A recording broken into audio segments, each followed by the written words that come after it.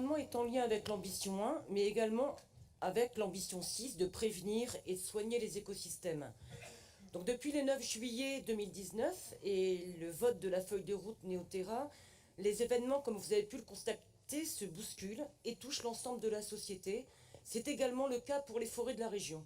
Actuellement, l'accélération de la mortalité des forêts françaises est constatée avec une surface forestière équivalente au cumul des surfaces touchées par les incendies depuis 35 ans. Il y a 5 jours, Sud-Ouest nous montrait en première page « Nos forêts sont en danger », en sous-titrant « Taux de mortalité des arbres ». Le taux de mortalité des arbres a augmenté de 80% en 10 ans.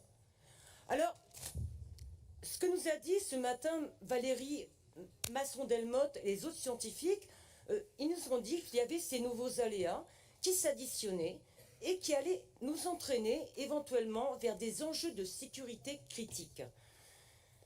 Alors peut-être que cette information nous oblige en conscience à restaurer et préserver les milieux naturels et de ne plus soutenir ces pratiques de coupe rase qui déséquilibrent l'écosystème forestier, réduit la biodiversité et les puits de carbone. L'expertise d'Ecofort de juin 2023, qui se trouve d'ailleurs en 2e et 3e page de Sud-Ouest, on pouvait le regarder, c'était jeudi dernier, 9 novembre.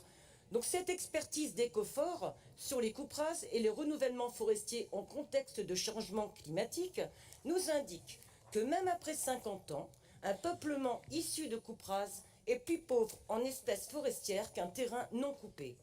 Et il ajoute qu'un traitement en sylviculture irrégulière, avec des coupes sélectives, n'affecte pas significativement la richesse de la biodiversité locale, tout en permettant une activité économique.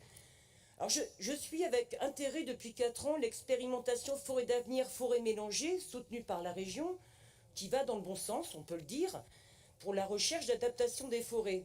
Mais nous l'avons constaté encore cette semaine, elle se heurte à la temporalité. Nous avons eu un copil mardi matin. Elle se heurte à la temporalité de l'urgence d'adapter nos forêts.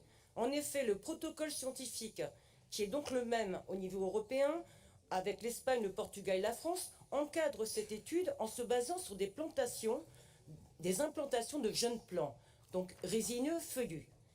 Et nous avons pu observer depuis le début de cette expérimentation la mortalité de plus de 40% de ces jeunes plants, suite aux canicules de ces 2 dernières années. Donc cette expérimentation, d'après les écologistes, devrait donc être complétée par une étude sur les systèmes forestiers existants, afin de déterminer les pratiques et essences forestières feuillues et résineux à privilégier dès maintenant pour l'avenir des forêts. Concernant particulièrement les coupes rases, je suppose qu'on est toujours encore dans cette opposition binaire entre l'économie et l'environnement. La sylviculture industrielle est plutôt à rechercher, donc il y a une histoire quand même que apparemment la coupe rase leur permet de faire moins de dépenses et plus simple. Et je pense que vraiment il faut élargir les réflexions au mode de gestion et au mode de gouvernance qui soit adapté à la multifonctionnalité des forêts, avec pour objectif d'aboutir à un accord juste et équitable. Alors monsieur le vice-président, vous nous disiez tout à l'heure que la vision des écologistes était une certaine vision.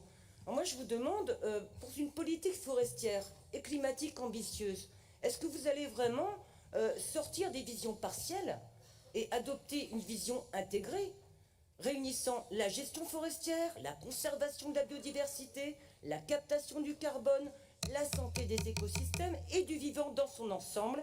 J'ai terminé. Pour ces raisons et en cohérence avec la feuille de route Néoterra, nous vous demandons de voter cet amendement et de soutenir sa prise en compte dans le schéma régional de gestion sylvicole de Nouvelle-Aquitaine. Je vous remercie.